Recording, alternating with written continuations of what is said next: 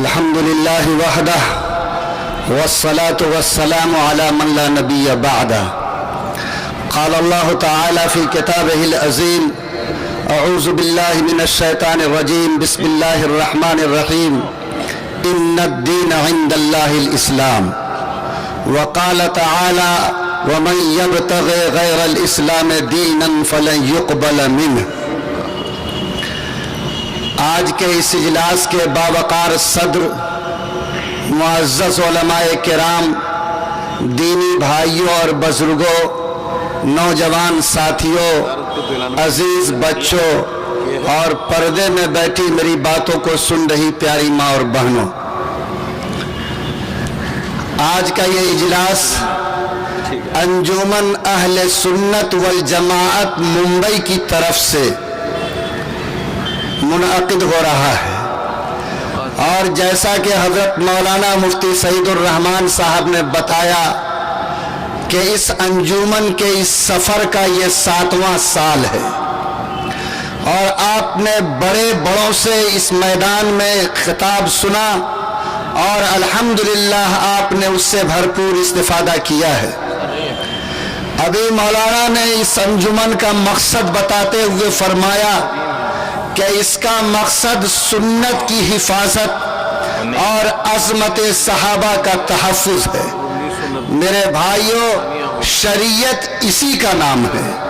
شریعت اللہ کے رسول کی سنت سے باہر کی کوئی چیز نہیں ہے، اور صحابہ کرام کی زندگی کی جو تصویر تھی اور آپ صحابہ کی جو زندگی کا آئینہ تھا، یاد رکھو اس سے باہر شریعت اسلامی کا تصور نہیں کیا جا سکتا۔ اس لیے میں سمجھتا ہوں کہ انجمن نے پہلے دن سے جس مقصد کا اعلان کیا ہے، آج تک اس مقصد پر وہ قائم ہے، اور آج چاہے تحفظ شریعت ہو، چاہے ملک میں ابھرنے والا شریعت کے خلاف مسئلہ ہو، چاہے اور بھی کوئی عنوان اس سے جوڑا جائے، میں سمجھتا ہوں کہ سب کا رشتہ جناب محمد الرسول اللہ کی سنت سے جا کر جڑتا ہے، اور ہم سب اس کے پابند ہیں، اور اس عزم اور یقین کے ساتھ مسلمان ہیں کہ ہم اسی وقت مسلمان رہ سکتے ہیں جب تک میری زندگی کا رشتہ جناب محمد الرسول اللہ کی سنت سے مربوط رہے گا۔ اللہ تعالی ہم سب کو اس یقین پر جمنے کی توفیق نصیب فرمائے، آمین۔ حاضرین کرام، آپ سب جانتے ہیں کہ بحیثیت مسلمان ایک اللہ کا کلمہ پڑھنے والے مومن کے لیے اس روئے زمین پر اسلام اور ایمان سے بڑی کوئی نعمت نہیں ہو سکتی ہے، اور ہمارے لیے یہی وہ نعمت ہے جس نعمت کی بھیک ہم نے اللہ سے مانگی ہے، اور روزانہ 5 نماز کی ہر ایک رکعت میں اہدنا الصراط المستقیم کی دعا کر کے اس رب کریم سے اسی ہدایت اور ایمان کی بھیک ہم مانگتے ہیں۔ لوگوں، یہ بھیک اور یہ ہدایت کی دولت اور نعمت ہمارے اپنے جسم کے ایک ایک ٹکڑے، ہماری اولاد، ہمارے گھر اور ہماری زندگی کے ایک ایک سرمایے سے زیادہ قیمتی ہے، اور ہم یہ یقین کے ساتھ کہہ سکتے ہیں کہ ہم نے کلمہ اسلام کو اپنی پسند سے قبول کیا، کسی مجبوری میں ہم نے قبول نہیں کیا ہے۔ اور جن لوگوں نے اسلام کو کسی مجبوری کی وجہ سے، کسی دباؤ کی وجہ سے، کسی دکھاوے کی وجہ سے قبول کیا، اسلام کو ایسا اسلام پسند نہیں ہے۔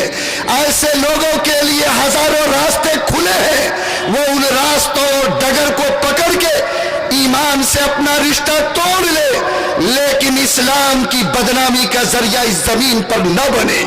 اسلام اسی کو پسند کرتا جنہوں نے پسند کی حیثیت سے اسلام کو قبول کیا ہے، اور جو مرد مومن اسلام کو اپنی پسند کا مذہب سمجھ کر قبول کیا اور اس سے زندگی کا رشتہ جوڑا، یاد رکھو اللہ اعلان کرتا کہ اس نے خدا کے ہاتھ پر ایک عہد کیا ہے، اور وہ عہد کیا ہے؟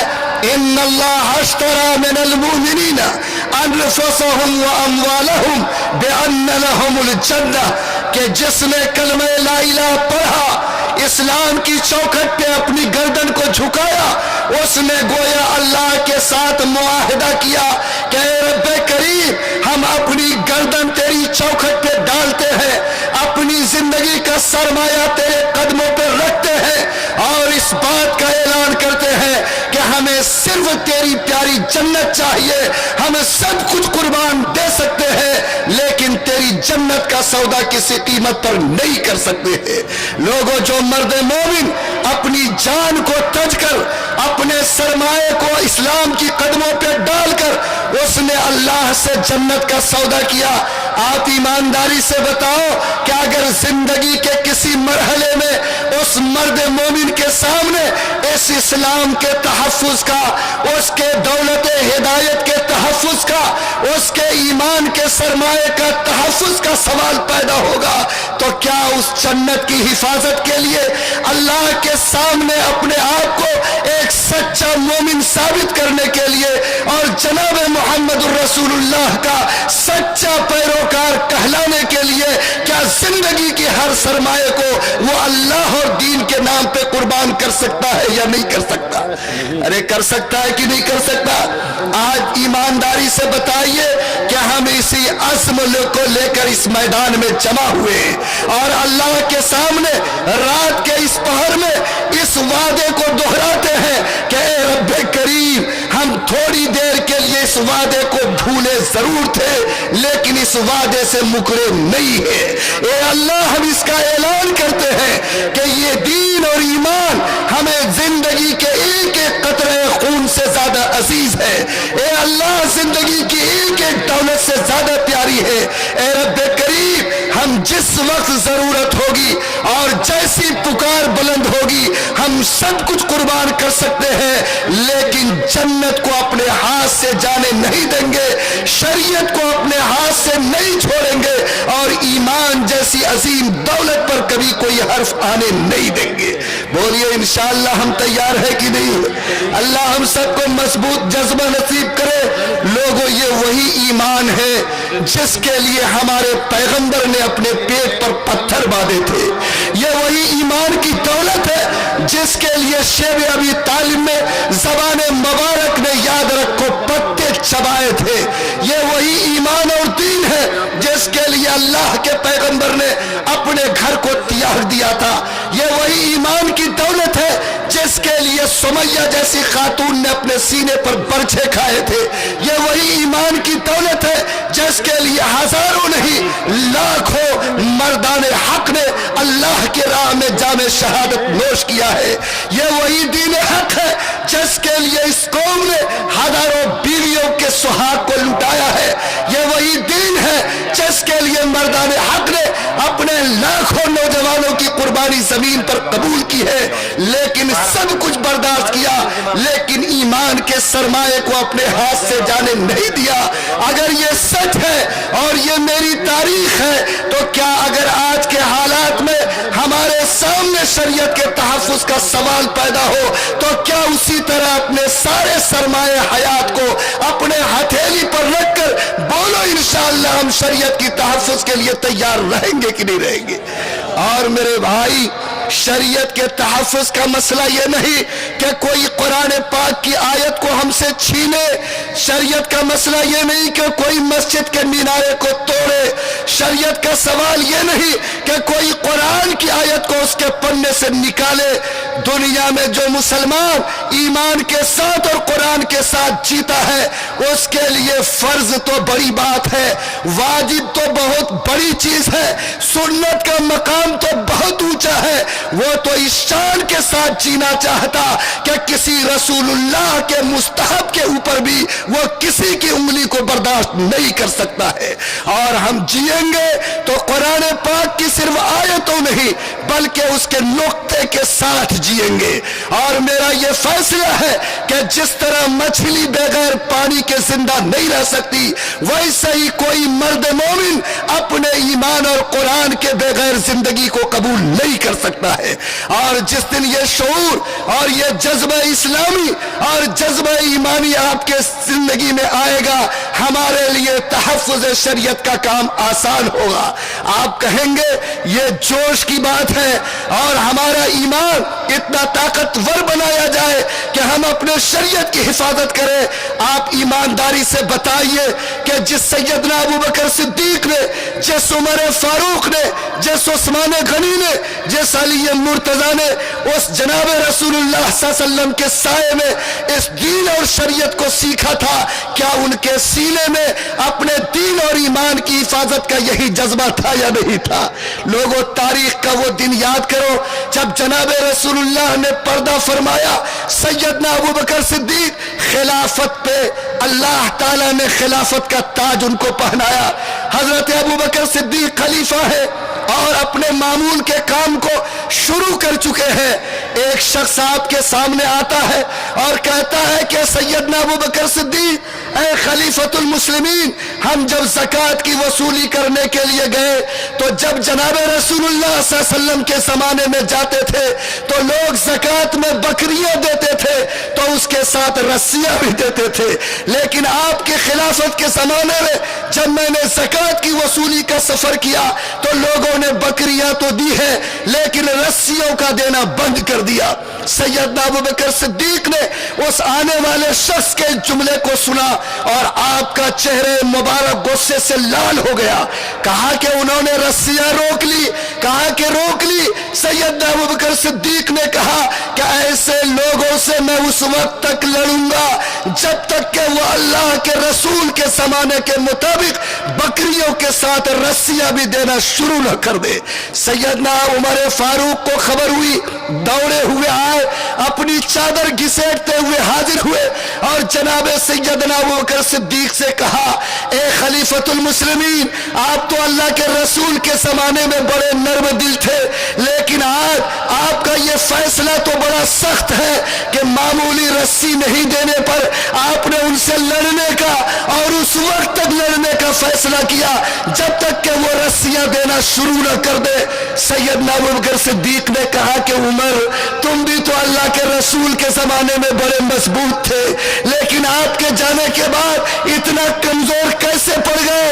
اے عمر، یاد رکھو مسئلہ رسی کا نہیں، مسئلہ دھاگے کا نہیں، بلکہ جناب رسول اللہ کے دین کے اندر کٹوتی کی شروعات کا ہے۔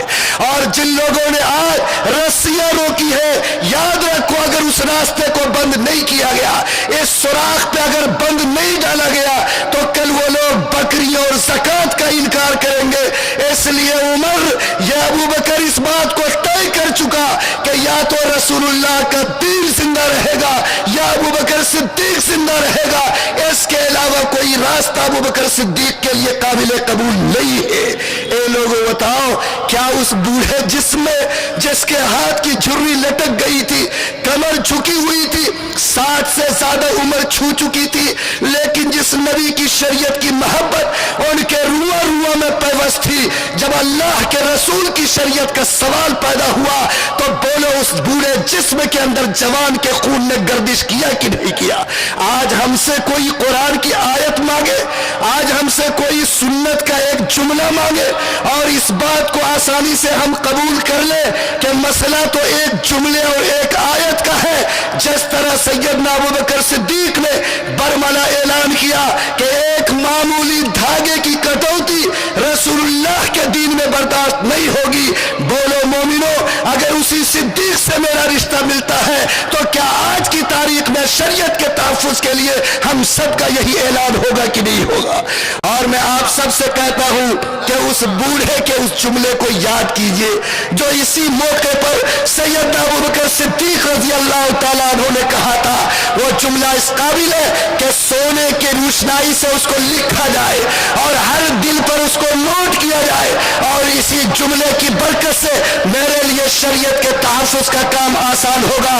کہا تھا سیدنا ابوبکر صدیق نے کہ عمر اینقص الدین وانا حی، کیا اس زمین پر کوئی جناب رسول اللہ کی شریعت پہ ہاتھ ڈالے گا اور ابوبکر زندہ رہ کے اس کو دیکھے گا؟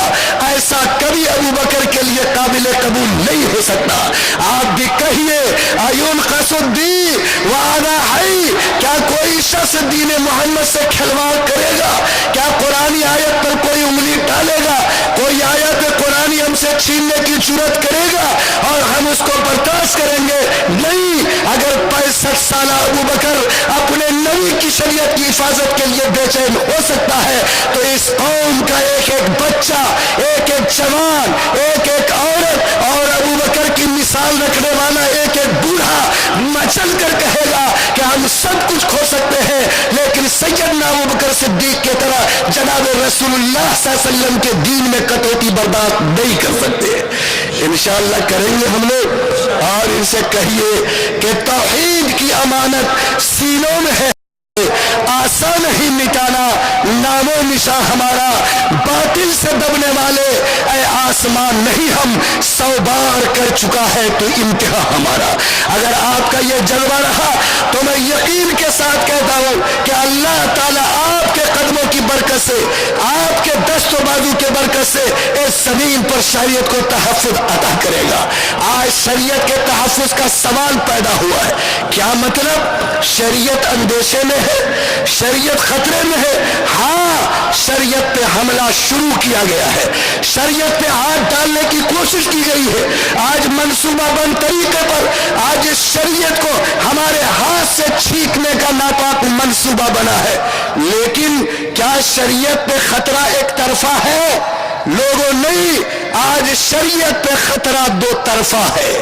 اگر ایک طرف سرکار اور حکومت آج ہمارے ہاتھوں سے اس شریعت کو چھیننا چاہتی تو میں آپ کو اس منزل پہ لے جاؤں گا جہاں میں یہ بتاؤں گا کہ ایک طرف اگر قصور اس کا ہے تو دوسری طرف ہم نے بھی کہیں ٹھوکر کھا کر اپنی شریعت کے تحفظ میں کوتاہی کی ہے. اس لیے آج ہم آپ کو دونوں رخ پر لے جا کر یہ بات بتانا چاہتے کہ اگر سچے وفادار اسلام ہو تو طے کرو کہ ہم اپنے قوت بازو سے، اپنے عقل کے ناخن سے، اپنے ایمانی طاقت سے انشاءاللہ باہر کے فتنے کا بھی مقابلہ کریں گے اور گھر کو بھی جھانک کر دیکھیں گے. اگر شریعت کی رسی کہیں ٹوٹ رہی ہے، اگر ہمارے ہاتھ سے شریعت کا ڈور چھوٹ رہا ہے تو بولو اس کو مضبوطی سے پکڑنے کی کوشش کریں گے کہ نہیں کریں گے؟ آج جو حکومت اقتدار میں ہے وہ اتنی اکثریت کے ساتھ آئی کہ آج نشہ میں اس کو حق اور ناحق کچھ سمجھ میں نہیں آ رہا ہے اور وہ سیڑھی جس پہ چڑھ کر وہ گدی تک پہنچی ہے، آج اس نے اس گدی کے نشے میں آج یہ طے کیا ہے کہ اس زمین پر کچھ نہ کچھ کر کے ان لوگوں کو سمجھانے کی کوشش کرنی ہے. چند کے سامنے ہم نے یکساں سول کوڈ کا ایجنڈا پیش کیا تھا. یاد رکھیے، لوگ کہتے ہیں کہ یہ بات دھوکے سے آ گئی ہے، لوگ کہتے ہیں کہ فلاں راستے سے یہ بات اٹھ گئی ہے. مسئلہ بات کے اٹھنے کا نہیں، مسئلہ بات کے پیدا ہونے کا نہیں، بلکہ اس وقت جو حالات ہیں اور آپ کی شریعت پر جو ہاتھ ڈالا گیا یہ منصوبہ بند کوشش ہے. یہ وہ ایجنڈا ہے جس کو آج نہیں بلکہ 3 سال پہلے طے کیا گیا اور جس کو اس ملک میں بار بار دہرایا گیا اور آج اسی پلاننگ کی بنیاد پر آج ہماری شریعت پر ہاتھ ڈال کر اس کو چھیڑنے کی ناپاک کوشش کی جا رہی ہے. یکساں سول کوڈ، ایک ہی قسم کا قانون پورے ملک میں لاگو ہوگا، ان کی ہمت نہیں ہے اور یہ پوری جرات کے ساتھ یکساں سول کوڈ کی بات نہیں کر سکتے. ان کے پاس ایسی مجبوری ہے کہ وہ براہ راست اس نعرے کو اس ملک میں نہیں لگا سکتے، لیکن یہ جانتے ہیں کہ ہم کچھ نہیں کر سب نہیں کر سکتے تو کچھ کر کے کم سے کم جلتی ہوئی آگ کو ٹھنڈی کرنی چاہیے. اس لیے انہوں نے عنوان بنایا طلاق کا، انہوں نے عنوان بنایا شادی کا ایک سے زائد، انہوں نے عنوان بنایا حلالہ کا. اے لوگوں بتاؤ ان کو طلاق سے کیا تکلیف ہو رہی ہے اور ان کے گھر میں شادی کی وجہ سے کون سا چولہا بجھ رہا ہے؟ لیکن انہوں نے पूरे मजमूए शरीयत पर नहीं बल्कि उसके बाजू को काट कर हमारी शरीयत के बड़े हिस्से से हमको महरूम करने की कोशिश की है। लोगों बताओ, अगर हम पूरे जिस्म को किसी को नहीं दे सकते, अगर हम अपने सीने पर गोली बर्दाश्त नहीं कर सकते, तो क्या किसी को अपना हाथ काटने की इजाजत दे सकते हैं? नहीं दे सकते। जिस तरह मेरा सीना और सर अजीज है, हमारे हाथ की एक एक उंगली हमको अजीज है। और आज तलाक के नाम पर और इस नाम पर अगर ये खेल खेला जाता तो लोगों हम पूरी कुव्वत ईमानी के साथ किसी भीख के नाम पर नहीं बल्कि हिंदुस्तान के संविधान और आईन ने जो हक हमको दिया है उसकी बुनियाद पर जुर्रत के साथ अपने हक की हिफाजत के लिए खड़े होंगे और इंशाअल्लाह उस वक्त तक हक की आवाज बुलंद करेंगे, हक के लेने की कोशिश करेंगे जब तक कि हमारे जिस्म में किसी हिस्से में कतरे खून बाकी है। और ये मेरा ऐलान है और हर मोमिन की जुबान पर यही नारा है और इंशाअल्लाह मौत तक यही नारा रहेगा। आज ये कहता तलाक को खत्म करो। पूछा क्यों खत्म करो? कहता है कि मुसलमान औरत को इससे तकलीफ होती है। हमने पूछा कि ढूंढो कितनी औरतें हैं जिनको तलाक मिली है और परसेंटेज तय करो कि कितनी मुसलमान बेटियां आज तलाक की वजह से तुम्हारी चौखट पर भीख मांग रही है। और आज तुम आखिरी अवतार उन बेटियों का आंसू पोंछने के लिए जमीन पे आए। आज 1.5% और 2% मुस्लिम बेटी का दर्द तुम्हारे सीने में आया, लेकिन क्या वो ज़किया जाफरी जिसके पूरे खानदान को आग में झोंक दिया गया और आज 10 साल से वो बेटी तुम्हारी चौखट पर इंसाफ के लिए तड़प रही है, आज क्या इस मुस्लिम बेटी का दर्द तुम्हारे सीने में नहीं आया? वो इशरत जहां जिसके खानदान को इनकाउंटर करके जमीन पे बर्बाद किया गया, आज जमीन पर तुमसे इंसाफ की भीख मांगती, लेकिन तुम्हारे आंख में उसके लिए कोई आंसू नहीं आया। और छोड़ो इन बेटियों को, आज अगर 1.5% और 2% मुस्लिम तलाक पाने वाली बेटी का दर्द तुम्हारे सीने में है और उसकी वजह से तलाक के कानून से तुम खिलवाड़ करना चाहते हो, तो जरा अपने मुल्क की जमीन पर झांको। इस जमीन पर अगर औरत के हक की बात तुम करते हो कि इस्लाम में औरत पर जुल्म हो रहा है और ये तलाक की वजह से ये कराह रही है, तो जरा इस हिंदुस्तान की डायरी को खोलो और देखो कि ये तो 1.5% है। अगर वाकईतन औरतों के आंसू तुम पोंछना चाहते तो चाहे वो औरत मुसलमान की हो कि गैर की, बोलो सबका दर्द तुम्हारे सीने में आना चाहिए कि नहीं आना चाहिए। लेकिन हिंदुस्तान की सच्चाई कहती कि आज साल में 1 करोड़ से ज्यादा बेटियां मां के पेट में पैदा होने से पहले मारी जा रही है। आज बताओ कि उन बेटियों की जिंदगी का दर्द, उनकी जिंदगी का तहफ़्फ़ुज़ और उनके जिंदगी के बचाने की कोई तरकीब आज तुम्हारे सीने में नहीं। लेकिन जिस इस्लाम ने मां के पेट में मरने वाली और पैदा होने के बाद जमीन में गलने वाली बेटी के जिंदगी की हिफाजत का यकीन दिलाया और उसने ऐलान किया, खबरदार कोई मुस्लिम समाज का बेटा अगर अपने बच्चे को मां के पेट में मारता या पैदा होने के बाद उसका गला दबाता है तो वो शख्स अल्लाह के यहाँ इतना बड़ा मुजरिम है कि अगर वो खुदा की अदालत में हाजिर होगा तो जब तक वो इस औलाद का इंसाफ नहीं चुकाएगा उस मुसलमान का कदम खुदा की जन्नत की तरफ नहीं बढ़ सकता। जैसे इस्लाम ने इन बेटियों की जिंदगी की तहफ़्फ़ुज़ का इंतजाम किया, आज तुमने इन करोड़ों बेटियों के लिए जिंदगी की हिफाजत की कोई स्कीम नहीं बताई और 1.5% का दर्द तुम्हारे सीने में आया। बोलो ये इस जमीन पर मगरमच्छ के आंसू है या नहीं है?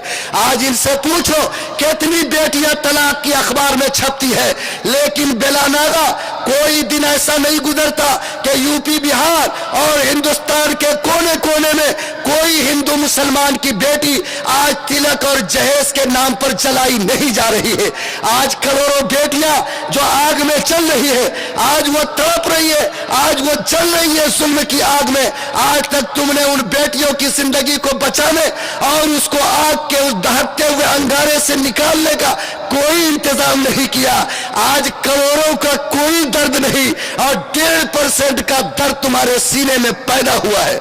आज इनसे पूछिए और ये सवाल कीजिए कि ये मुस्लिम बेटियां जिनके नौजवानों को जो लाखों की तादाद में है جن کے بےنوجوان شوہر کو آج تم نے دہشت گردی کے نام پر اس کے ہاتھ میں ہتھکڑیاں ڈال کر آج جیل کی سلاخوں میں ڈالا.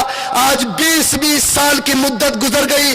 جوان بیوی روتے روتے اس کے آنکھ کے آنسو سوکھ گئے. ماں روتے روتے اندھی ہو گئی. آج تک تم نے اس کا مقدمہ نہیں چلایا. آج تک تم نے اس کو ٹرائل میں نہیں بھیجا. اور جب بھیجتے ہو تو 20 سال کے بعد اس کو بے قصور ثابت کرتے. بولو ایسے لاکھوں نوجوان جن کی بیٹیاں اور بیویاں آج اپنے گھر میں تڑپ رہی ہے, آج تک تمہارے سینے میں اس کے آنسو پوچھنے کی کوئی تدبیر نہیں آئی. بولو اگر نہیں اور یہ 1.5% کا درد پیدا ہوا تو بولو یہ سراسر مکاری اور فریب ہے یا نہیں ہے. اور میں درد کے ساتھ کہتا ہوں کہ آپ پوری ایمانداری سے بولو کہ اسی بمبئی کی سرزمین پر کتنی ساری بیٹیاں وہ ہے جو عزت کو بیچ کر اپنی روٹی کھا رہی ہے. آج تم اگر بولتے ہو کہ ہم عورت کی مریادہ کو بچائیں گے, عورت پہ ظلم ہونے نہیں دیں گے, تو سڑکوں کے کنارے جو ہماری بیٹیاں سماج کی آج عزت کو بیچ کر اپنی روٹی کھا رہی ہے, بتاؤ یہ اس ناری کے اوپر ظلم اور اتیاچار ہے کہ نہیں ہے؟ کیا کوئی عزت بیچنے پہ مجبور ہو جائے اور عزت بیچ کر اپنی روٹی کھائے اور تم اس کو لائسنس دے کر آج اس کی سیکورٹی دو اور اس زمین پر تم عورت کے مریادہ کی بات کرو؟ یہ بات کبھی قابل قبول نہیں ہو سکتی. اگر ہمت ہے اور مردانگی کی طاقت تمہارے پاس ہے تو ان کروڑوں بیٹیوں کے لیے جو آج عزت بیچ کر اپنی روٹی کا انتظام کرتی ہے ان کے آنسو پوچھو, ان کے لیے روزگار کا انتظام کرو, ان کو عزت کے ساتھ زندگی گزارنے کا حوصلہ دو. تب سمجھیں گے کہ عورت کی محبت سچی تمہارے دل میں ہے اور تم سچائی کے ساتھ ان عورت کا آنسو پوچھنا چاہتے ہو. بولیے یہ سچائی ہے کہ نہیں ہے؟ آج کتنی ساری سماج کی بیٹیاں ہیں جو ایڈورٹیز کا ذریعہ بن رہی ہے. آج وہ ننگی ہو کر تصویریں کھچواتی, آج صابن کے ٹکیا پہ, آج کھیلی کے پوریا پہ, آج ان عورتوں کو ننگا کر کے تم ہندوستان میں بیچواتے ہو اور کہتے ہو کہ ہندوستان میں ناری کو سمان دیتے. اگر تمہارے نزدیک اس ناری کا سمان یہی ہے کہ اس کو ایڈورٹیزمنٹ کا ذریعہ بنایا جائے, آج ہزاروں لاکھ میں اس کی عزت کا سودا کیا جائے, تو ایسا سمان تم کو مبارک ہو. اور ایسے سمان کو ایک مرد مومن کبھی قبول نہیں کر سکتا. آج ہمت ہے تو پابندی لگاؤ کہ ہندوستان کی کوئی بیٹی سماج میں اپنے کو بے پردہ کر کے اپنی آبرو کو نہیں بیچے گی. وہ عزت دار بن کر روٹی کھائے گی اور کبھی ایسے ظلم کے راہ کو اختیار نہیں کرے گی. آج پورے ہندوستان کے نیٹ پر لاکھوں نہیں کروڑوں کی تعداد میں آج سماج کی بیٹیاں اپنی عزت کو ننگا کر کے آج لوگوں کی آنکھوں کو سکون دے رہی ہے, آج لوگوں کے جذبات کو تسکین دے رہی. اور اس نیٹ کے سارے سسٹم کو جاری کر کے آج تم یہ چودراہٹ کرتے ہو کہ ان بیٹیاں جن کے بدن سے تم نے لباس اتارا, جن کو ننگا کر کے تم نے عزت فروشی پہ مجبور کیا, آج جن کو ننگا کر کے تم نے تمام عزتوں کی عصمت پر داغ لگایا, آج اگر تمہاری نظر میں ان عورتوں کی قیمت ہے تو بولو ایسے نیٹ کنیکشن پہ پابندی لگنی چاہیے کہ نہیں لگنی چاہیے؟ لوگوں یاد رکھیے, آج جو کچھ کیا جا رہا اور جو کچھ کہا جا رہا, آج اس مسئلے کو سمجھنے اور اس کی تہ میں اتر کر شریعت کے تعلق سے کچھ بیدار ہونے کی ضرورت ہے. یہ کہتے ہیں کہ طلاق کے قانون کو ختم کرو. کیوں بھائی؟ 1.5% عورتوں کو طلاق مل رہی ہے اور طلاق کی وجہ سے وہ بے چین ہے. آپ ان سے پوچھو کہ طلاق پانے والی کتنی ہے؟ 1.5%. اور طلاق سے بچنے والی کتنی ہے؟ 98.5%. تو آج کسی سماج میں اگر 1.5% کو کینسر ہو جائے تو کیا اس کی وجہ سے سارے سماج کا سر قتل کر دیا جائے گا؟ ارے بولو نا, ناک میں کھجلی ہوگی تو علاج کرے گا کہ نہیں مرڈر کر دیا جائے گا؟ ہم نے ان سے کہا کہ سنو, اگر 1.5% خرابی ہے ہم اس کا سروے کراتے ہیں, ہم جائزہ لیں گے, جہاں جہاں سوراخ ہم اس کو بند کریں گے. لیکن کون سا ہندوستان کا شعبہ ہے جہاں 2 اور 3% نہیں بلکہ 30% کرپشن نہیں ہے؟ اور اگر ہے تو بتاؤ اس شعبے کو بند کرو گے, بتاؤ وہاں سے لائسنس چھینو گے, اور بتاؤ اس قانون کو ختم کرنے کی بات کرو گے. ان کی ہمت نہیں ہے، ان کا ہاتھ تو وہاں اٹھتا ہے جہاں اس کو لا الہ الا اللہ محمد الرسول اللہ کا پڑھنے والا نظر آتا۔ آپ ایمانداری سے بتاؤ کہ اگر 1.5% کی بنیاد پر 98.5% کے جذبات کو ٹھیس پہنچایا جاتا تو کیا اس سے بڑھ کر اتیاچار ہو سکتا ہے؟ کیا اس سے بڑھ کر ظلم ہو سکتا؟ اور کیا اس سے بڑھ کر قانون کا اپہرن ہو سکتا؟ نہیں ہو سکتا ہے۔ اور میرے بھائی کہتا ہے کہ طلاق سے عورت کو تکلیف ہوتی ہے، اس لیے ختم کرتے۔ کل کہو گے کہ ختنہ سے بچہ کو تکلیف ہوتی ہے، بڑا چلاتا روتا ہے، ارے بولو اس کو بھی ختم کر دو۔ تو کیا تمہارے اس تکلیف کی وجہ سے سارے معاملات شریعت سے توڑ لیے جائیں؟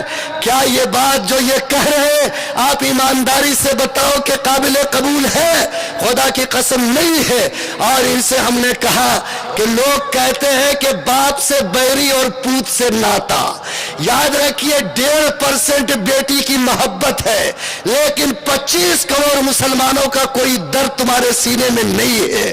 تو اگر 1.5% کو تم نے انصاف دیا اور اس زمین پہ جینے والے 24.5 کروڑ اور 23.5 کروڑ مسلمان کو تم نے بے چین کیا تو کیا ہندوستان سماج میں انصاف آ جائے گا؟ ارے بولو نہ آ جائے گا؟ نہیں آئے گا۔ 1.5% کا آنسو پوچھو اور 25 کروڑ کو دہشت گردی کے نام پہ تڑپاؤ، کیا یہ ایمانداری کی بات ہے؟ آج 1.5% کا آنسو پوچھو اور گھر واپسی کے نام پر، گو رکشا کے نام پر، لو جہاد کے نام پر ان کو درختوں میں لٹکا کر ان کی جان کی ہولی کھیلو، کیا بولو یہ محبت کی پہچان ہے؟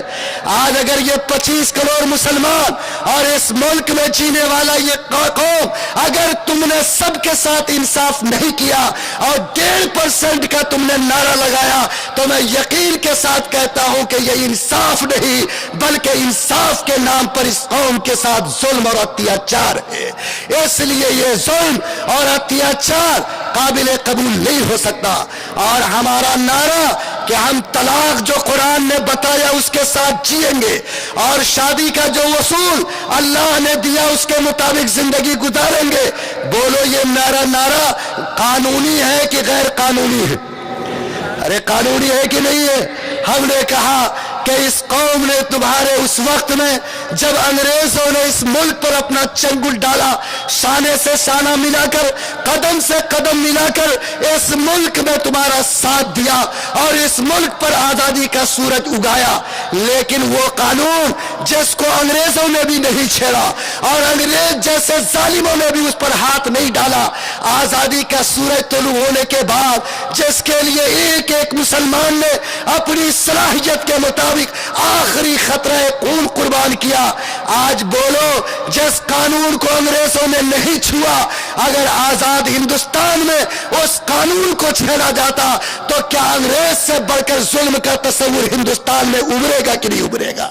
آج بولو یہ نکاح کا معاملہ ہو، طلاق کا معاملہ ہو، جو 17 مسائل پرسنل لا کے ذیل میں آتے ہیں، انگریزوں نے شریعت اپلیکیشن ایکٹ کے نام پر اس کو تحفظ دیا اور انگریزوں نے اس کی حفاظت کی، اور آج آزادی کا سورج طلوع ہونے کے بعد اور ہندوستان کا ایسا سنویدھان جو ڈاکٹر بھیم راؤ امبیڈکر کے چیئرمین شپ میں ہندوستان میں بنا اور جس کا آرٹیکل 25 اس ملک میں بسنے والے ایک ایک ناگرک کو اس بات کا حق دیتا کہ ہر ملک کا ناگرک اپنے مذہب کو مانے گا، اپنے مذہب پر چلے گا، اپنے مذہب کا پرچار پرسار کرے گا۔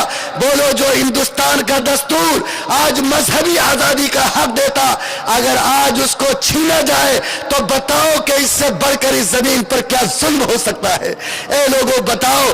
میں کہتا ہوں اور پوری قوت کے ساتھ کہتا کہ مسئلہ صرف ہمارے حق کا نہیں بلکہ ہندوستان کے سنویدھان کے بچانے کا بھی ہے۔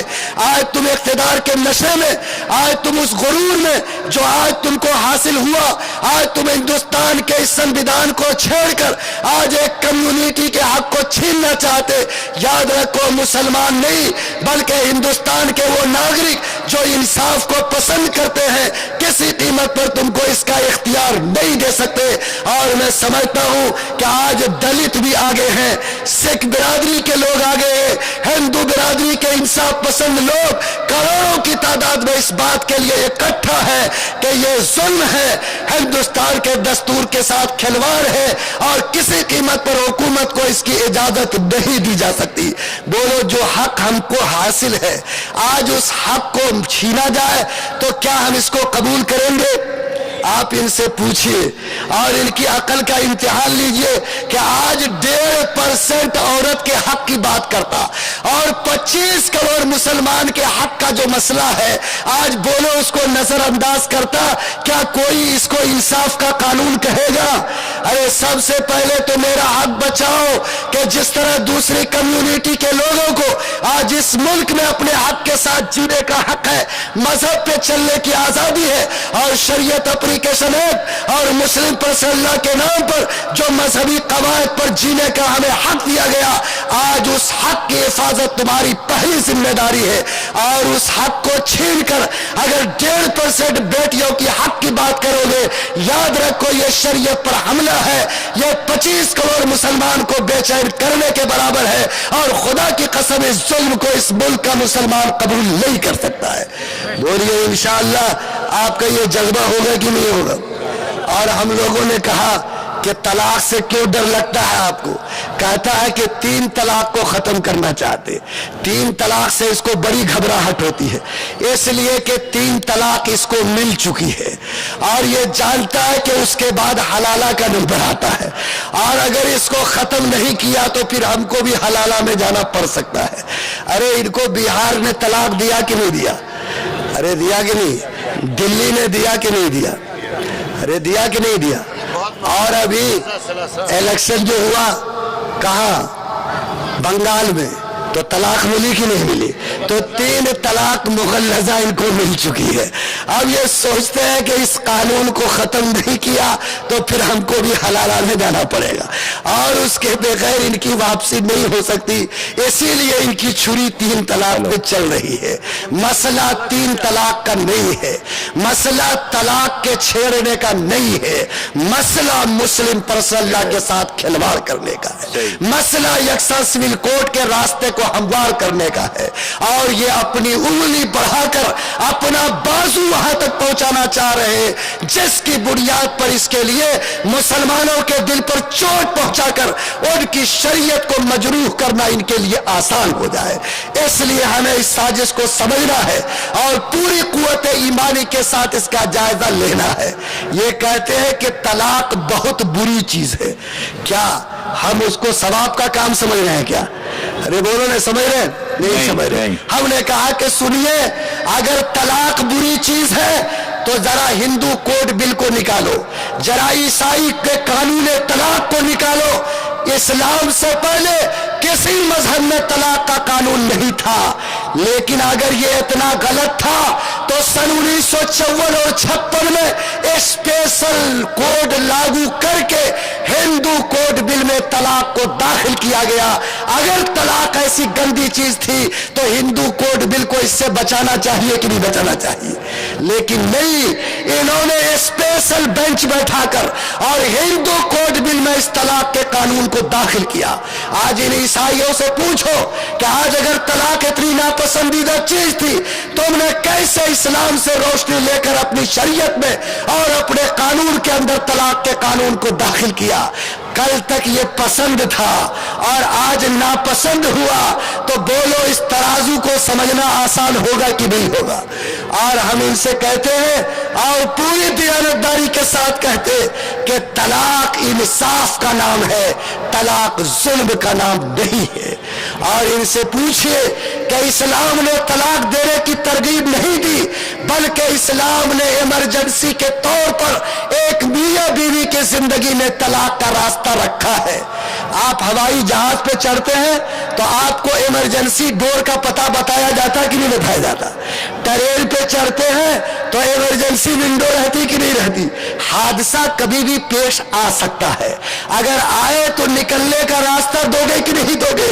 ایک لڑکی بمبئی کی, لڑکا پٹنہ کا, किसी ने किसी को नहीं देखा, निकाह कर दिया।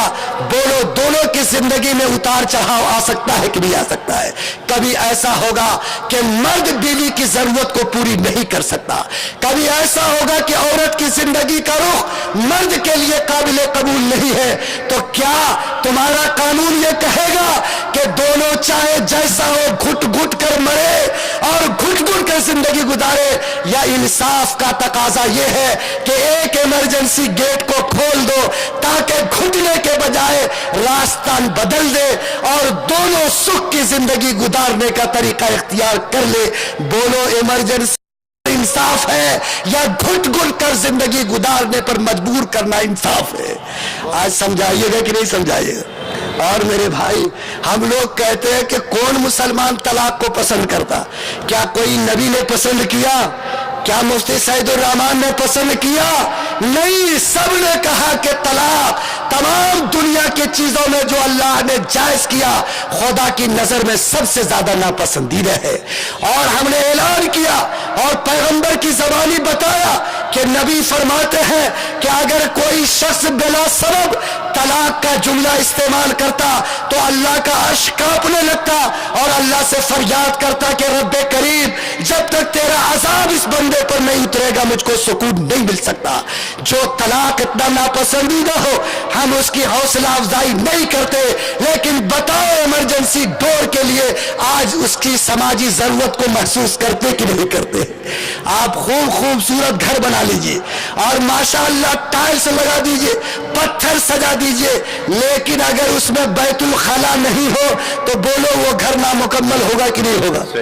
क्या कोई आदमी बैतुल खला में जाके बैठ के बिला वजह सुनता है क्या? अरे बोलो ना।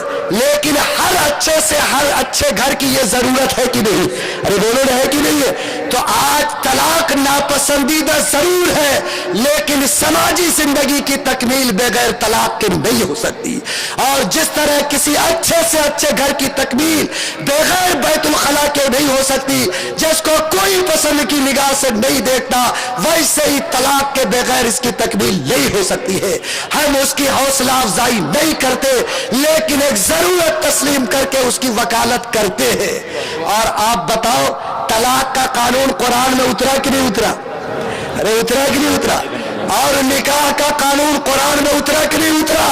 आज अगर सूरह तलाक कुरान में नाजिल हुई और सूरह निसा कुरान में नाजिल हुई तो कोई हमसे तलाक का कानून छीने, कोई हमसे निकाह का कानून छीने, तो बोलो ये कुरान पाक की सूरह के छीनने के बराबर है कि नहीं? अरे है कि नहीं? क्या हम कुरान की सूरत छीनने देंगे? क्या उसकी आयत का सौदा करेंगे? नहीं। और हमने तो इनसे कहा कि सुनिए, आप काहे कलेजा पीटते हो मुसलमान बेटी के लिए, और काहे हल्ला करते हो कि मुसलमान की बेटी तलाक की वजह से मजलूम है? जरा किताब को खोलो और देखो कि आज तलाक की सर्वे करके कि आज तलाक की फीसद किस कौम के अंदर सबसे ज्यादा है। आज सर्वे रिपोर्ट सरकार ने 2011 में तैयार कराया, जो मर्दमशुमारी की रिपोर्ट है, ये ताजा सेंसस रिपोर्ट है। आप ईमानदारी से इसको कहो कि अपनी रिपोर्ट खोलकर बताओ कि आज किस समाज के अंदर तलाक का रेशियो सबसे ज्यादा है। आज इसकी रिपोर्ट कहती कि आज सबसे ज्यादा तलाक का रेशियो हिंदू समाज में है, आज सबसे ज्यादा तलाक का रेशियो उसके बाद आज ईसाई समाज में है, आज उसके नीचे सिख समाज में है, उसके नीचे पारसी समाज में है, और 5वें नंबर में इसका सर्वे मुस्लिम समाज में है। तो आज जिसकी फुंसी है उसका ऑपरेशन हो रहा है, और जिसका भुकंदर है उसको पूरी छुट्टी दिए हुआ है। बोलो ये जुल्म और नाइंसाफी है कि नहीं? हमने कहा कि उसमें तो तलाक का कानून रहेगा और मुस्लिम समाज से तलाक का कानून टूटेगा। जहां तलाक का रेशियो सबसे कम है, याद रखो ये तुम्हारा फतवा जालिमाना, मुजरिमाना और इस कौम को जमीन पर परेशान करने वाला फतवा है जो काबिल कबूल नहीं है। अभी हाई कोर्ट इलाहाबाद के जस्टिस सुमीत जी ने फतवा दिया और लोगों ने उसको आज सोशल मीडिया पे देखा, अखबार में आया। कल तो लोगों ने कहा कि मुफ्ती साहब फैसला हो गया। हमने कहा क्या हो गया? कहा 3 तलाक कानून लागू। हमने कहा कि जरा बर्दाश्त से काम लीजिए, सुमीत जी ने अपना तबसरा किया है। और लोगों, बहुत सारे हिंदुस्तान में लोग वो हैं जो कमजोर पे तबसरा करना आसान समझते हैं। वो समझते हैं कि ये कौम आज मेरे तबसरे से मेरे खिलाफ खड़ी नहीं हो सकती, मेरा बिगाड़ नहीं सकती। वो जज मोहतरम है, उनका इस मुल्क में सम्मान है। मैं समझता हूं कि उतनी बड़ी शख्सियत की जबान एक बहुत ही एहतराम के साथ खुलना चाहिए। और मैं समझता हूं कि उनके जबान से जो बात निकलती है, मुल्क को उसको एहतराम की नजर से देखता। अगर कोई कमेंट करना है, अपनी जाती राय बोलनी है, उसके लिए बहुत सारी मजलिसें हैं। लेकिन ऐसे हालात में जब कौम चल रही है, जब मुसलमान अल्लाह के सामने हाथ उठाकर अपने शरीयत की दुआएं मांग रहे हैं, जब मुल्क के सुप्रीम कोर्ट में यह मुकदमा चल रहा है, बोलिए एक जज का इस मुंह पर जबान खोलना क्या अपने अंदर एक माना रखता है कि नहीं रखता है? मैं ऐसे तमाम लोगों से जो हिंदुस्तान के वासियों से मोहब्बत करते, जिनको हिंदुस्तान की धरती से प्रेम है, जो इस मुल्क में सुकून देखना चाहते और हिंदुस्तान के एक एक नागरिक को इंसाफ के साथ जीने का हक देना चाहते, मैं उनसे गुजारिश करता हूं कि मुश्किल हालात में जबान का इस्तेमाल, कलम का इस्तेमाल पूरे एहतियात के साथ होना चाहिए। और अगर ये बात पैदा हुई तो मैं समझता हूं कि ये पूरे मुल्क के फलाह के हक में होगा। आज हल्ला किया जा रहा है और सरकार जो सोशल साइट पे और डिबेट्स के जरिए मुसलमानों का चेहरा दिखा रही है, वो ये कहती है कि मुसलमान का सिर्फ दो काम है। एक काम है 4 शादी करना और दूसरा काम है 3 तलाक दे के बीवी को छोड़ देना। आज यही चेहरा मुसलमानों का दिखाया जाता। बोलो इसमें सच्चाई है? अरे है। सबसे ज्यादा तो पैसा बम्बे में लोग कहते हैं। आप इस मजमे में मुसलमान बैठे हो, ईमानदारी से बताओ कि किसके पास 4 बीवी है? अरे किसी के पास है? अरे नहीं है। जब मुल्क के वजीर आजम ही के पास एक बीवी नहीं है तो हिंदुस्तान की पब्लिक कहां से 4 बीवी रखेगी? अरे रख सकती है। और जब उनके पास ही पैसे का इतना कहत है कि उसी के लोग आज लाइन में खड़े हैं, तो हिंदुस्तान की ये मुस्लिम कौम जिसके बारे में सचर कमेटी की रिपोर्ट कहती कि ये कौम आज पैसे में सबसे पिछड़ी है, तालीम में सबसे पसमानदा है और हिंदुस्तान की समाजी जिंदगी में आज इसकी जिंदगी दलित से भी बदतर है। आज रघुनाथ मिश्रा कमीशन की रिपोर्ट कहती, आज सचर कमेटी की रिपोर्ट कहती, तो जो कौम इतनी मजबूर होगी, जो कौम इतनी पसमानदा होगी, क्या बताओ वो 4 बीवी रखकर ऐश कर सकेगी? अरे बोले रख सकेगी? नहीं। इनको बुला के लाइए, दावत दीजिए और कहिए कि आप बताइए किसके घर में 4 बीवी है? अरे 3 बीवी है, अरे 2 बीवी है, नहीं है। जब नहीं है तो बोलो। आज हिटलर के तरह जिस झूठ को बार बार मीडिया में दोहराया जाता, क्या इसके लिए उसका बाजू पकड़ा जाना चाहिए कि नहीं चाहिए? आज ये कौम तो इतना पीछे है कि जिस एक बीवी को इसने रखा है, आज उसी का हक इससे पूरा नहीं हो रहा है। अगर ईद में फरमाइश करती है तो मुहर्रम में जाके पूरा होता है। अरे होता कि नहीं होता? और ये कहां से 10 बीवी लेकर ऐश करे? इन्होंने कहा कि इस्लाम ने 4 बीवी का फतवा देकर बीवी के तादाद को बढ़ाने का काम किया। आज इनसे पूछो कि इस्लाम ने बढ़ाने का काम नहीं, बल्कि इस्लाम ही वो मजहब है जिसने इस तादाद को सबसे कम घटाने का काम किया। अरे किया कि नहीं किया? आज बताओ, इस्लाम के आने से पहले हजारों हजार की तादाद में लौंडी और रखेल लोग लगते थे कि नहीं लगते थे? और इनके धर्म में झांक कर देखो, बोलो कृष्ण जी के यहाँ 16,000 दास्ताएं उनके घर में थी कि नहीं थी? और जिस राम जी को ये मानते हैं, इनसे पूछो कि राजा दशरथ के यहाँ 3 और 4 बीवी थी कि नहीं थी? अरे बोले ने थी कि नहीं थी? तो हमने अगर कटौती की तो आप हमारा ही बाजू पकड़ते हो, और जो 16,000 की तादाद लेके आ रहे हो, बोलो अगर हमने उसको कम किया तो हमको इनाम मिलना चाहिए कि नहीं मिलना चाहिए? और हमने तो मजबूरी में रखा और ये नहीं कहा कि कोई मुसलमान जब चाहे 4 बीवी करे, जब चाहे 3 बीवी करे।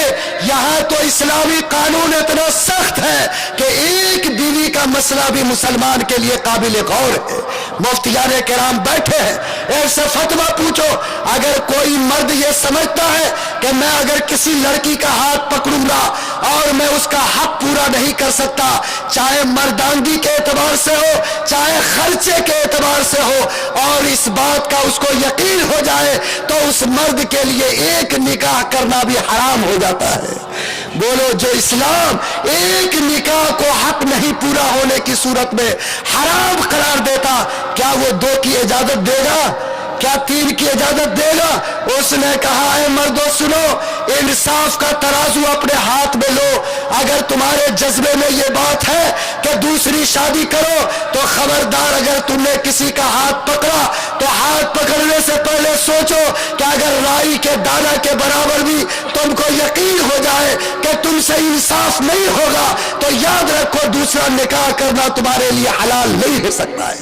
بولو, جو اسلام دوسرے اور تیسرے نکاح کے بارے میں اتنا سخت قانون رکھتا, کیا وہ 4 کی دھڑلے سے اجازت دے گا؟ ارے بولے نہ دے گا.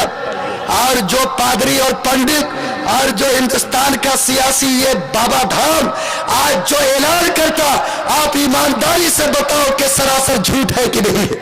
اور ہم نے کہا کہ آپ 4 شادی کے بارے میں مسلمان ہی کی گردن پہ کیوں ہاتھ ڈالتے ہو؟ ذرا اپنے دامن کو جھانک کے دیکھو اور نکالو سینسس رپورٹ. انہوں نے سن 2011 کا سینسس رپورٹ نکالا, اس کو انہوں نے دیکھا. آج وہ رپورٹ کہتی ہے کہ سب سے زیادہ 1 سے زیادہ شادی کی شرح ہندو برادری میں ہے, نمبر 2 سکھ برادری میں ہے, نمبر 3 عیسائی برادری میں ہے, اور چوتھے نمبر پر مسلم برادری میں ہے. آج بتاؤ کہ مسلمان چوتھے نمبر پر, تو آج اس کا آپریشن اور آج اس کے چہرہ کو داغدار کرنے کا ناپاک منصوبہ سب سے آگے ہے. تو بتاؤ اس قوم کے اوپر ظلم اور اتیاچار ہے کہ نہیں؟ ارے ہے کہ نہیں؟ اور ہم نے کہا کہ آج اگر 4 اور 2 تم رکھے ہو تو یہ بھی کم ہے. جتنا طوائف کا اڈا ہے, جتنا ہوٹل کے دروازے ہیں, اللہ کی قسم آج بند کر دو, 10-10 بیویاں تم رکھنے پہ مجبور ہو. ارے ہوگا کہ نہیں ہوگا؟ ہم تو حلال راستہ چنتے ہیں تب یہ حال ہے. اور تمہارے لیے تو 64 دروازے کھلے ہیں, اور انہوں نے بڑی چالاکی سے حرام کے لیے راستہ کھول دیا ہے. آپ ان کا کارنامہ سنیے گا تو آپ کو سمجھ میں آئے گی کہ عقل یہاں ہے کہ یہاں. انہوں نے کہا کہ اگر کوئی مرد عزت کے ساتھ کسی دوسری عورت کا ہاتھ پکڑتا ہے تو یہ کرنا جرم ہے, لیکن اگر آج ریلیشن شپ کے نام پر اور آج فرینڈ شپ کے نام پر آج اگر 10-10 عورتوں کو رکھیل بنا کے رکھتا تو ہندوستان کا قانون اس کی اجازت دیتا ہے. بولو, پاکیزہ طریقے پر اگر 2 بیوی کوئی رکھے تو حرام, اور ناجائز طریقے پر اگر 10 کو رکھیل بنا کر رکھے تو جائز. کیا یہ فتویٰ ہمارے لیے قابل قبول ہے؟ ارے بولو نہ ہے. ہاں, یہ کہتا کہ سنو, 18 سال سے کم لڑکی کا نکاح کرو گے تو جرم ہو جائے گا, اور 16 سال کی لڑکی کو گرل فرینڈ بنا کے رکھو گے تو قانون تم کو حفاظت دے گا. بولو, ایسا الٹا قانون دنیا کہیں دیکھے ہو؟ ہم ایسے قانون کو تسلیم نہیں کریں گے. ہمارا قانون جو اللہ کا ہے اور جو اسلام نے ہم کو دیا اس میں کہیں ظلم نہیں ہے, انصاف ہی انصاف ہے. یہ 1.5% بیٹیاں جن کے اوپر تم مظلومیت کے بات کہہ رہے ہو, یاد رکھو یہ بیٹیاں ہماری ہے. ہم نے ہمیشہ ان کے آنسو پوچھے ہیں اور آج بھی ان کا آنسو پوچھنا ہم جانتے ہیں.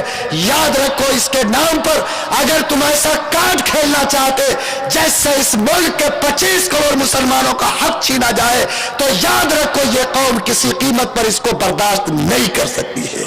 انشاءاللہ ہمارا یہ جذبہ رہے گا اور ہم اسی یقین کے ساتھ اور ایمان کے ساتھ انشاءاللہ اس ملک میں جیئیں گے اور اعلان کریں گے کہ جان مانگو تو جان دیں گے, مال مانگو تو مال دیں گے. یہ نہ ہوگا ہم سے ہرگز کہ نبی کا جاہو جلال دیں گے. اللہ اگر یہ یقین عطا کر دے تو ان کی مکاری بھی سمجھ میں آئے گی, ان کا جھوٹ بھی سمجھ میں آئے گا. ابھی بھاؤنگر گجرات میں جب مسلم بیٹیوں نے حق کا نعرہ لگایا تو یسودا بہن بھی آ گئی اور انہوں نے بھی ان کے ساتھ کھڑے ہو کر نعرہ لگایا اور کہا کہ سنو ہم تمہارے ساتھ ہیں، اور انہوں نے نعرہ دیا کہ مسلم بیٹیوں اس پردھان منتری جی سے کہہ دو کہ جو پردھان منتری 40 سال سے اپنی ایک بیوی کو انصاف نہیں دے سکا وہ ملک کی لاکھوں بیٹیوں کو کہاں سے انصاف دے سکے گا۔ اس لیے سچائی اپنے کو منواتی ہے اور سچائی اپنے کو منوا کر رہتی ہے۔ انشاءاللہ آپ بیدار رہیں گے، آپ چوکنا رہیں گے، اپنے بڑوں کے ساتھ رہیں گے۔ مفتی سعید الرحمان صاحب، ہمارے جناب مولانا محمود صاحب دریا آبادی اور ہمارے سیکریٹری صاحب خیر الدین خان صاحب ہیں اور ہمارے مولانا عبد الرشید ندوی صاحب، یہ قافلہ حق و سلامتی جس کا چراغ یہاں جلا ہے، اگر آپ ایسے نعروں پہ لبیک کہتے رہیں گے اور جس طرح دستخطی مہم میں انقلابی انداز میں آپ نے بیداری کا ثبوت دیا، اگر اسی طرح بیدار رہیں گے تو اللہ سے امید رکھنی چاہیے کہ کوئی ہمارے حق کو ہمارے ہاتھ سے نہیں چھینے گا۔ اور معاملہ عدالت میں ہے، عدالت کے سامنے آج 25 کروڑ مسلمانوں کے جذبات ہیں، اس ملک کا ماضی بھی ہے، اس ملک کا حال بھی ہے اور اس ملک کا مستقبل بھی ہے۔ عدالت سے انصاف ملا ہے اور انشاءاللہ ہمیں بھی انصاف مل کر رہے گا۔ وہ عدالت جس نے ہمارے بہت سارے ان نوجوانوں کو جو جیل کی سلاخوں میں بند تھے، بولو اس کے دروازے سے انصاف ملا کہ نہیں ملا؟ آج اگر ہمارا معاملہ عدالت کی چوکھٹ پر ہے تو جو آئین ملک کا کہتا اور جو اس ملک کی چیزیں ہم کو حق دیتی، مجھے امید ہے کہ انشاءاللہ عدالت سے اس کا تحفظ ہوگا اور ہم اس ملک میں اپنے سجدے کے نشان کے ساتھ، اپنے مسجد کے میناروں کے ساتھ، رسول کی سنت کے ساتھ، اپنی پیشانی کے داغ کے ساتھ انشاءاللہ رہیں گے، اور جب ضرورت پڑے گی سب کچھ قربان کر سکتے ہیں لیکن دین سے دستبرداری کو قبول نہیں کر سکتے۔ انشاءاللہ ذرا ہاتھ اٹھا کے کہہ دیجئے انشاءاللہ اللہ قبول فرمائے، اللہ آپ کے دل کے دروازے کو کھول دے۔ لیکن لوگوں آپ یہ بتاؤ کہ اگر ہم نے ان کے ساتھ لڑائی ٹھانی ہے تو جو نقصان ہم کو اپنے گھر سے پہنچا ہے کیا اس کی بھی تلاشی ہونی چاہیے کہ نہیں ہونی چاہیے؟ ارے ہونی چاہیے کہ نہیں؟ میں بڑے کرب کے ساتھ کہتا کہ ایک آدھ دو جو مسلم بیٹی بہک کر آج اس چوکھٹ پہ گئی ہے، ایمانداری سے بتاؤ کہ یہ بھی کسی مسلم لیبل والے خاندان کی ہے کہ نہیں ہے؟ آج اگر وہ چوکھٹ پہ نہیں جاتی تو آج کسی کو زبان کھولنے کی جرات نہیں ہوتی۔ یہ الگ بات ہے کہ آج جو مسئلہ اٹھا ہے یہ مسلم بیٹی کی وجہ سے نہیں بلکہ ان بیٹیوں کی وجہ سے اٹھا جن کا نام بھی مسلمان نہیں بلکہ پھولوتی اس کا نام ہے اور اس کا شوہر پرکاش ہے، اور اس کا مقدمہ عدالت میں گیا، وہاں ترکہ اور میراث کا نہ مسئلہ تھا، کوئی طلاق نکاح کا نہیں تھا۔ جج صاحب نے اس کا فیصلہ سنایا اور اسی کاغذ پہ اوبلنگ ڈال کے انہوں نے ایک شوشہ چھوڑ دیا کہ جس طرح یہ بیٹی آئی ہے میراث کے بارے میں کہنے، ویسے ہی مسلم سماج میں طلاق کے نام پر بیٹی پر ظلم ہو رہا ہے۔ بیٹو مارے گھٹنا پھوٹے سر، کہاں گئی کوئی خدیجہ، کہاں گئی کوئی عائشہ؟ معاملہ پھولوتی کا، معاملہ پرکاش کا، اور قلم چل رہا ہے مسلمان کے طلاق پہ۔